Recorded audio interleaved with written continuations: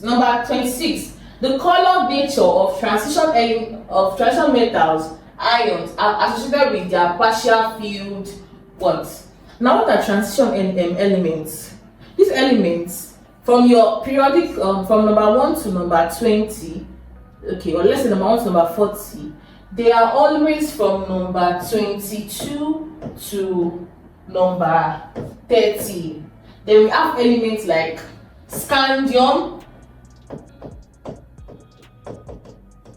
we have titanium, we have vanadium, we have chromium, we have manganese,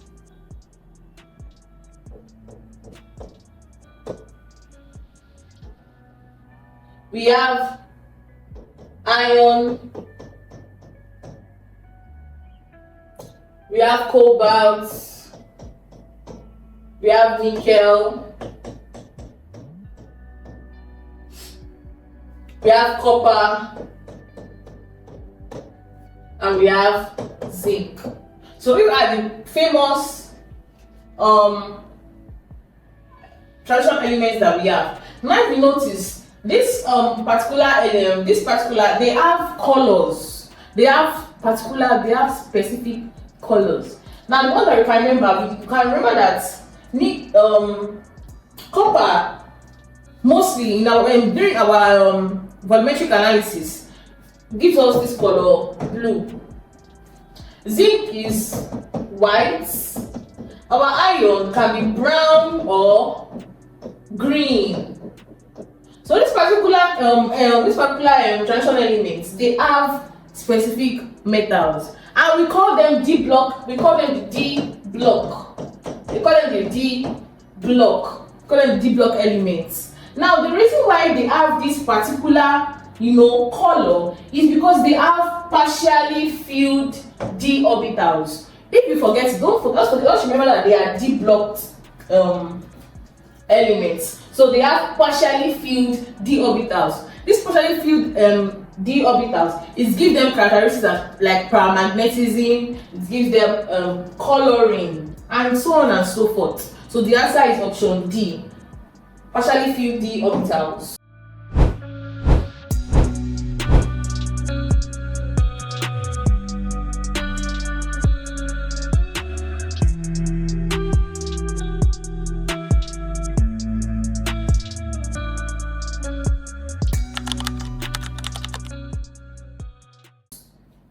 Number 27. Aluminium containers are frequently used to transport triazonitrate 5 acid because aluminium, they are just saying that why is it used to transport these triazonitrates, this HNO3 plus Ag. So why does Ag not react? Al.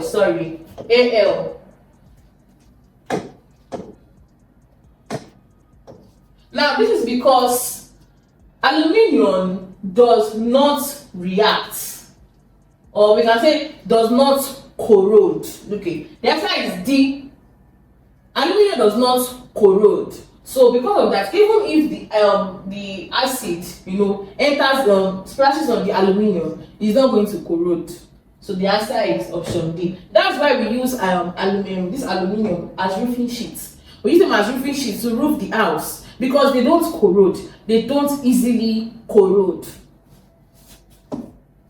Number 28. 2-methylpropanol is an example of a. So now we have entered organic chemistry.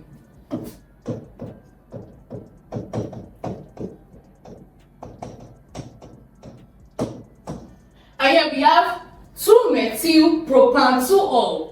So we want to know if it is, so we ask us that, is it dihydric, is it tertiary, is it secondary, or is it primary?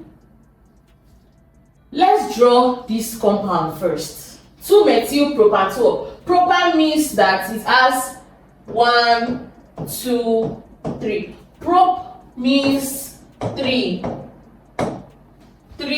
carbon. Okay. Now I said propan 2-ol, 2-methyl. So if it is 2-methyl, that means our methyl will be somewhere on the Get the cheapest science materials from allschoollabs.com. about 2. If I read from the back, we can say 1, 2, 3. So our, they said 2-methyl, which is that this one can be here, CH3 can be here on the carbon 2. And just located 2-methyl propan 2-ol. Our ol, which is our ol means OH, the functional group OH. Then our OH is also on our second carbon. These two and these two are telling us that our constituents, these are the methyl and the hydroxyl group, which is also the ol, are on the second carbon. You can also choose to name it from 1, 2, 3. Anyone you choose is correct. Then let us fill our remaining spaces. We can fill here as okay, H, H, H, H, H, H. So this is it. This is a compound 2-methyl propan 2-ol. This is it. So they're asking us that, is it dihydric? Is it tertiary? Now we have to understand. Now what is dihydric?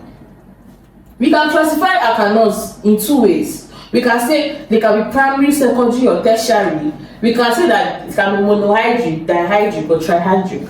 When it's monohydric, it means that it has only one hydroxyl group. If it is dihydric, it has 2 hydroxyl groups. If it's trihydric, it has 3 hydroxyl groups. Now that it is dihydric, can you see it has only just one hydroxyl group? So it is monohydric. So this cannot be our answer. Now we have the primary alkanols, we have the secondary, and we have tertiary alkanols. Now the primary alkanols, the alkanol, this alkanol group, this OH group, the functional group will be attached to only one alkyl group. That will be ROH. For secondary alkanol, the OH group is going to be attached to 2 R groups. That will be ROHR. Now for tertiary, don't forget that R is what? Is for alkyl. It's our alkyl groups, which are the CH3, the methyl, the ethyl, and so on and so forth. So this is for primary. This is for secondary. Now for tertiary, it will have 3 alkyl groups. That's going to be RRR. That's going to be RRR. So that is how we do this, our primary, secondary, and tertiary. So now let us look at this particular one, what we have drawn now. Let's see, is it attached to just one alkyl group? Is it attached to 2? Is it attached to 3? So if you look at this particular OH, let's look at the carbon that is carrying. Now in this carbon that is carrying, is attached to this is the first. This is the first alkyl group. This is the second alkyl group, and this is the third alkyl group. So the carbon that is carrying this OH is attached to 3 different alkyl groups. What is an alkene? It's an alkene that has lost one hydrogen atom. And we know that for methane is CH4. When CH4 loses one hydrogen atom, it becomes CH3. So this is a very, very common alkyl that we see very well in organic chemistry in your exams. So if you look at this up part, you see CH3. Can you see that there is 3 here? It's an alkyl. Now if you look at this other one, C1, 2, 3, H3 also. Look at the third one again, C1, 2, 3, under CH3. So the carbon that is carrying this OH is carrying 3 alkyl groups, and that is, I define that as tertiary alkanols. So our answer is option B. Number 29. The reaction between ammonia and ethyl ethanoate will produce what? Now note that ammonia will react with an ethanoate or an alkanoate.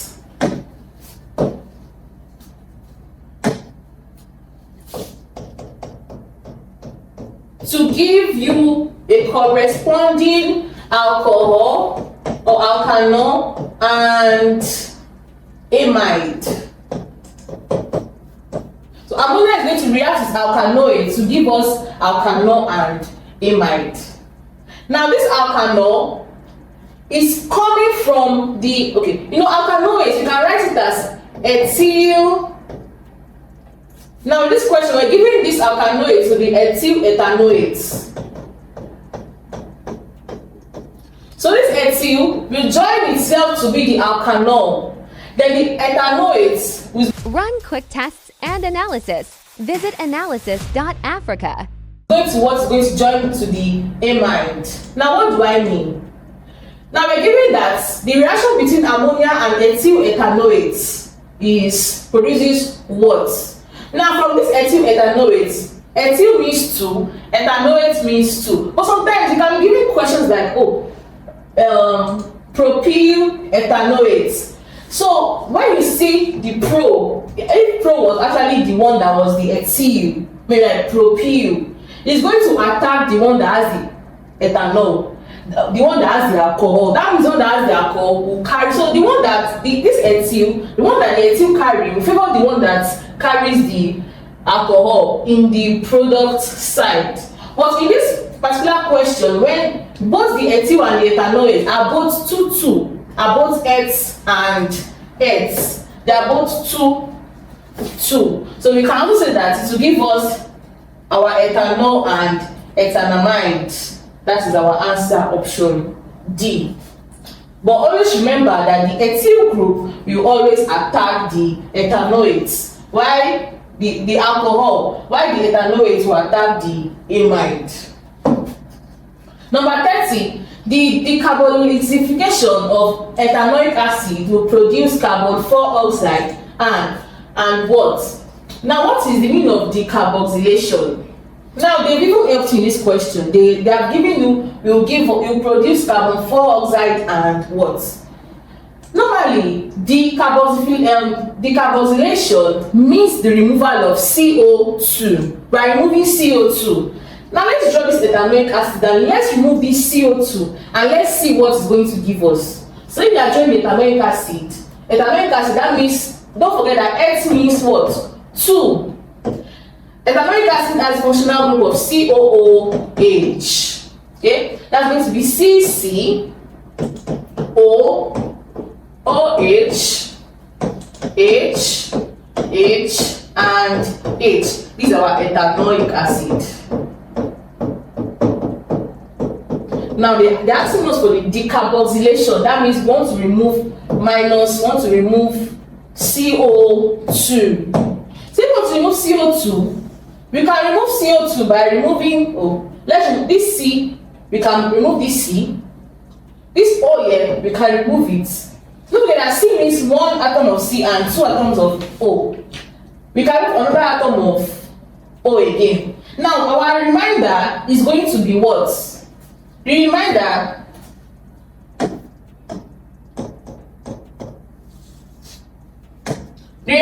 is going to be C, H, and this H that is here, H, and this particular compound is methane.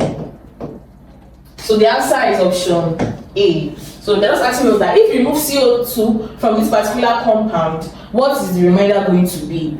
So this is what the remainder is going to be, methane. Number 31, a primary amide is generally represented by the formula ArCOOR, B RCONH2, C RCONHR, D RCONR2. Don't forget that your R is your alkyl group.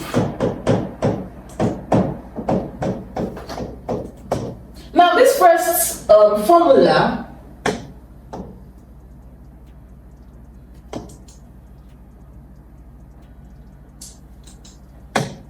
RCOR is telling us, now this is the general formula for alkanoids.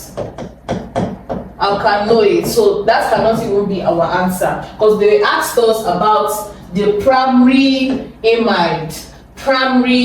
amide.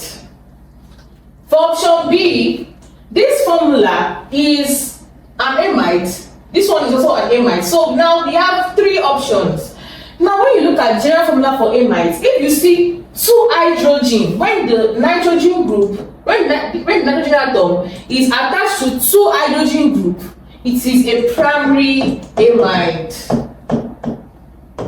Now, but if it is now attached to one hydrogen and one alkyl, it is a secondary amide.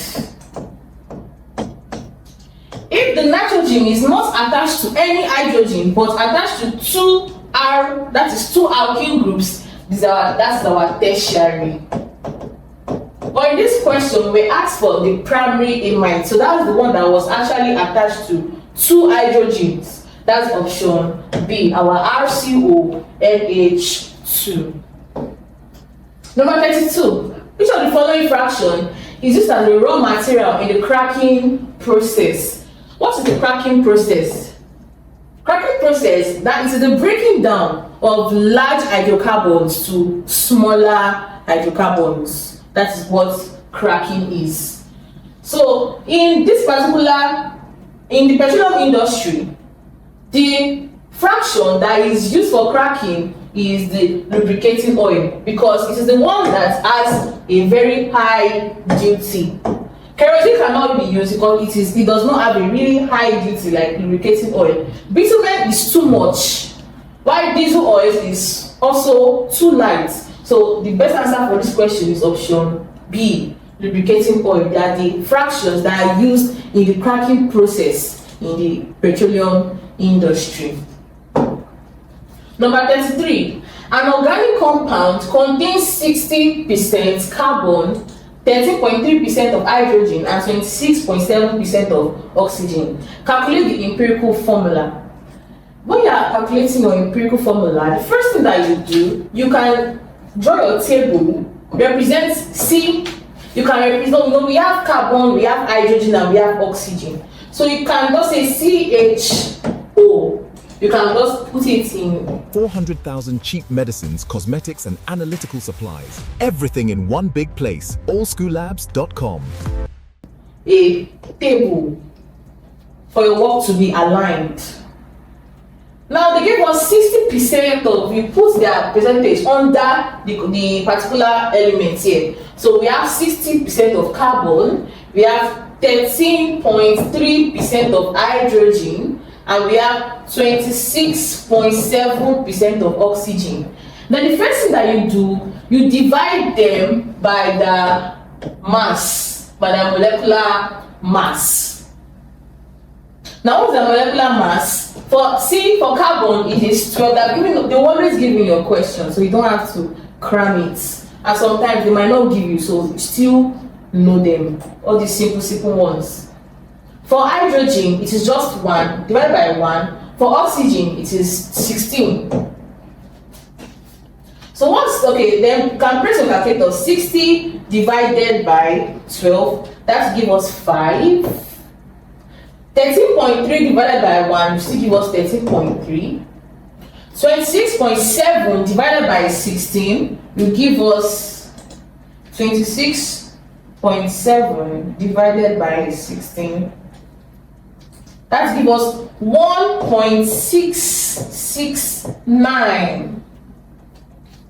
Then when you have now gotten this, you now check the lowest number they have divided. You divide all through by the lowest. Divide all through by the lowest. Now the lowest is what? 1.669. So that will be 5 divided by 1.669. 13.3 divided by 1.669. 1.669 divided by 1.669.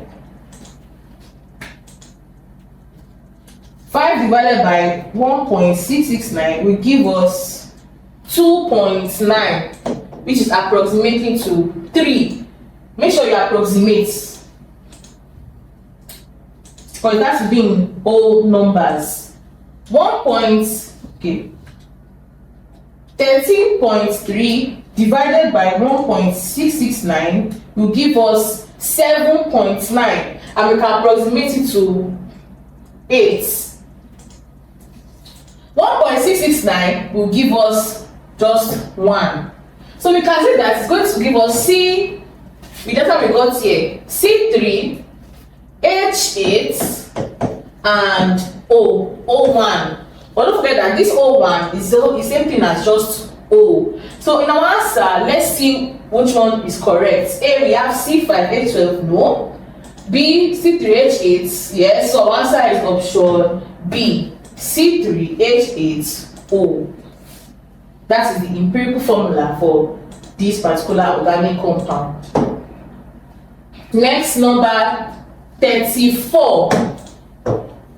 Now they give us a graph here, and they're asking us that in this diagram above, an ideal gas is represented by A, Z, B, W, C, X, and D, Y. Now this is an ideal gas equation. Now the ideal gas equation is PV is equals to the nRT.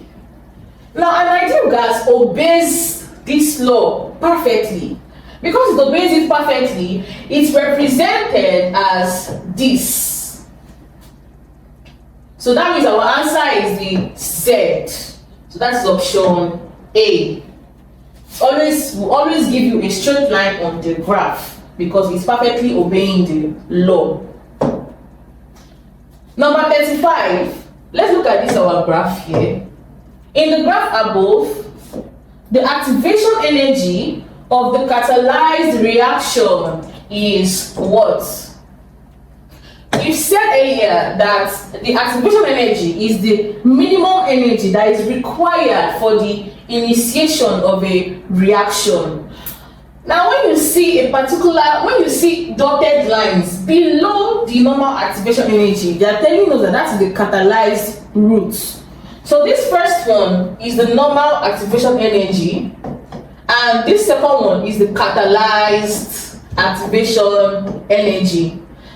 So if you trace this particular place, if you trace it, it's going to give you 300, but the catalyzed one, when we trace it, it's going to give us 200.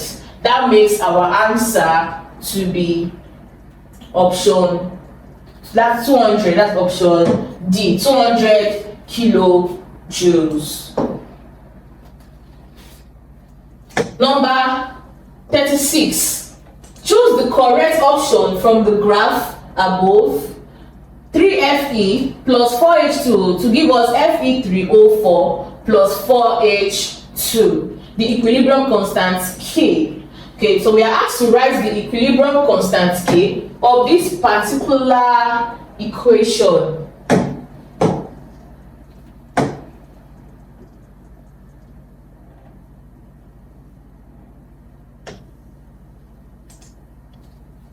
So if I need to write the equilibrium constant of this particular equation, the first thing that we do is that when you're writing your equilibrium constant, K is equals to product over reactants. K is equals to product all over reactants. Now from here, our product is the Fe3O4 and the 4H2. While for our reactants is the 3Fe plus 4H2. So this is our reactant side, and this is our product side. Now when you are writing it, you have to put them in brackets. Now for the product, we have Fe3O4. Now we are just going to put everything in a bracket. After putting everything in a bracket, then any number that is in front of it, any number that is in front of that compound or that particular element, that number, you are going to write it as a power.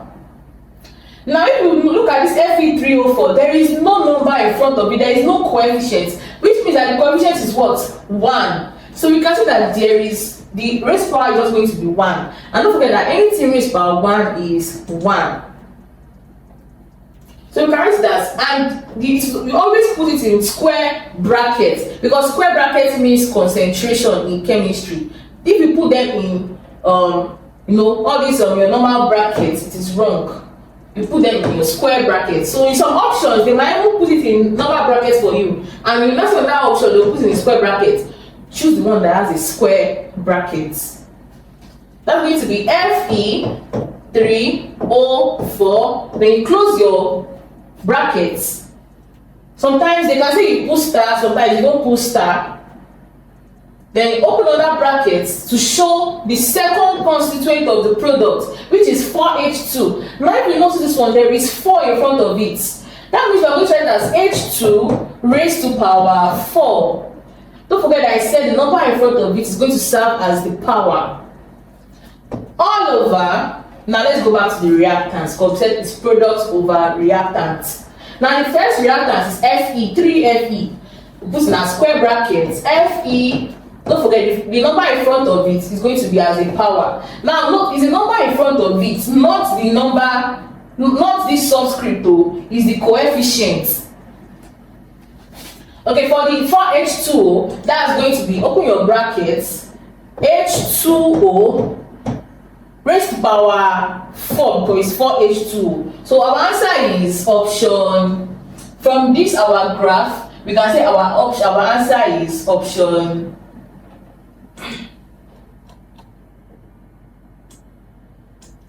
A. So you can say our answer is A.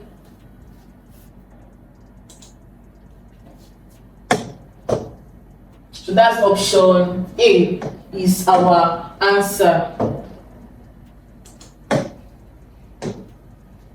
So this is our correct answer. Number 37, the IUPAC nomenclature for the compound above is what? So we want to name this particular compound.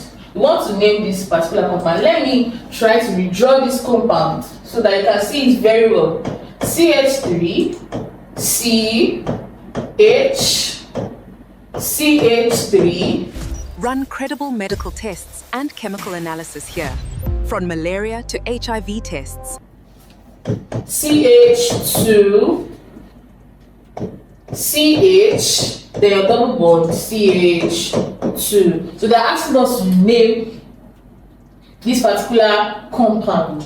Now when you're naming this compound, you have to know that the longest chain, what kind of compound is this? Now because this compound has double bond, it has double bond. Now any compound, any organic compound that has double bond, that means it is an alkene, because alkene are categorized as having 2 bonds. So that means our terminal chain is going to have something like ENE. It's going to have a suffix of ENE. Okay. Now that we have gotten, then we have to name that what particular carbon is carrying this double bond. What particular carbon is carrying this double bond?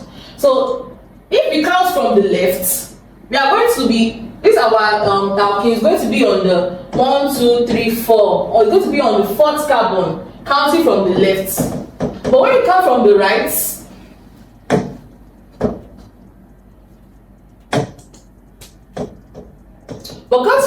not going to be on the 1st. Now, make sure that when you are naming your organic compounds, the functional group must carry the lowest number. Now, some people will want to name from this side because they will tell you that the methyl group is smaller on this side. Make sure you favor the functional group before favoring any constituents like methyl, chloro, or bromo. Make sure you first favor the functional group. Now, our functional group is a double bond. So because of our favoring this functional group, that means we have to name it from where the functional group has the least number. So that means we are going to name it from the right. Now, name from the right, let's now name it. This is the first carbon. 2, 3, 4, 5. So this is a pentene chain. A pentene chain. But now this pentene, it has a constituent which is CH3, and that is on the number 4. That's on the number 4 carbon. So you can say that the first thing you do is to name the substituent. That's 4-methyl pent 1, because the alkyl, the ethene functional group is carrying the on the first carbon. So you can say pentene 1 in. That's pent 1 in, and that's option A. So the name of this compound is 4-methyl pent 1 in. Number 38. Use the above option to answer this question. The dehydration of ammonium salt of alkanoic acid produces a compound with the general formula. So the answer is that, now what is dehydration? Dehydration is the removal of H2O. So you're saying that if you remove H2O from this particular alkanoic acid, from ammonium salt of alkanoic acid, what's going to be the general formula of the resulting formula? So the first thing that we do, let us this ammonium salts of alkanoic acid. Let's draw it. Remember, an alkanoic acid will have COOH functional group, and to now have the ammonium salt, that is NH4 plus.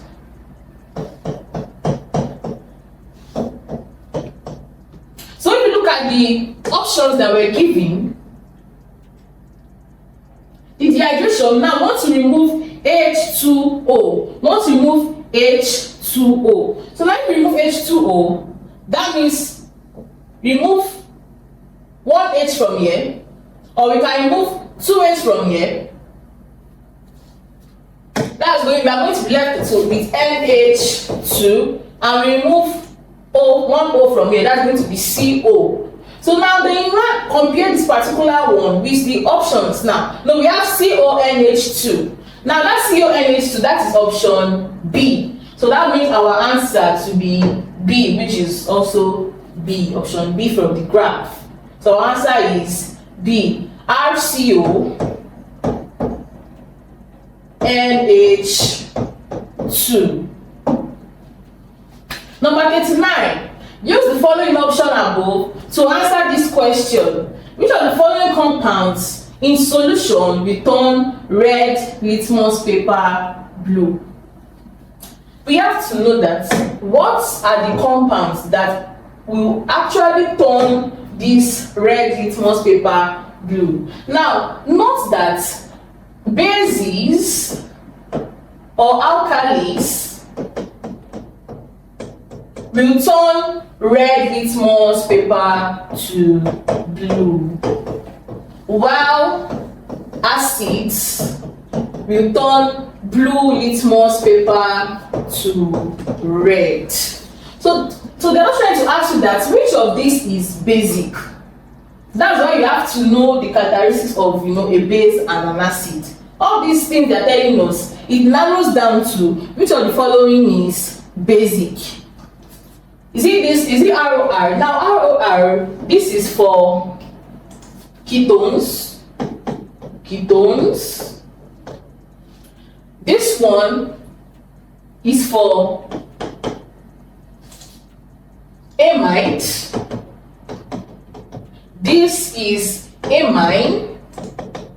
This is a aldehyde.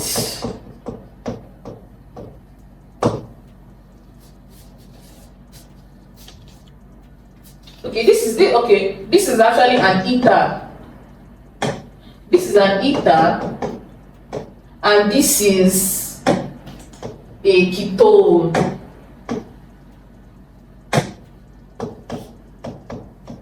So before you can even know the one that is basic, you have to know what they are. So ROR is ether, which is methoxymethane, ethoxyethane, or whatever. RNH2 is amine. RCONR2, that's our amide, and that's the tertiary amide, the third amide. RCOR is our ketone because the carbonyl group is in between the alkyl groups. Now, out of this, the one that acts as base, the one that is basic is amines. Amines are basic in nature. Amides are basic in nature. So this makes our answer to be option C. Number 40. The compound above is a what? Let me redraw it. That's HCH, H, C, C, H, H.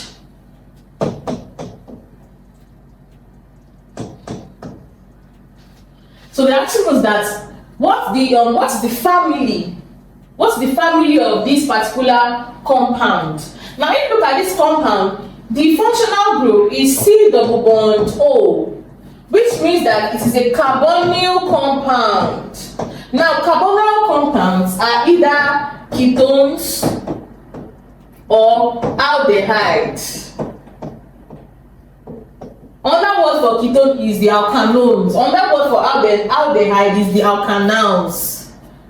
So that this because of observing this C double bond O is either a ketone and an aldehyde. But now the difference between an aldehyde or an alkanal with a ketone is that an aldehyde or an alkanal will be terminal. This C double bond O will be at the edge. It's going to look like something like this: C O H. It will not have something like CHO. This is how an aldehyde will look like. An aldehyde will have a terminal C double bond O. And what does terminal mean? At the end of the chain, whether it's left or right. But ketones or alkanones, this C double bond O will be situated inside the chain. It will be inside the chain. That's different between the alkanal and the alkanones. So this makes our answer to be alkanones or ketones, which is option A. So we have come to the end of our class. If you have any question, make sure you drop your questions in the comments section. I'm sure you enjoyed the video you just watched. To see more content as that, preparing you for your upcoming exam, make sure to smash the subscribe button and turn on notification. Also, remember that you can use the comment section to send us your questions or your inquiries, and we are happy to take them. I'll see you in the next video. Bye.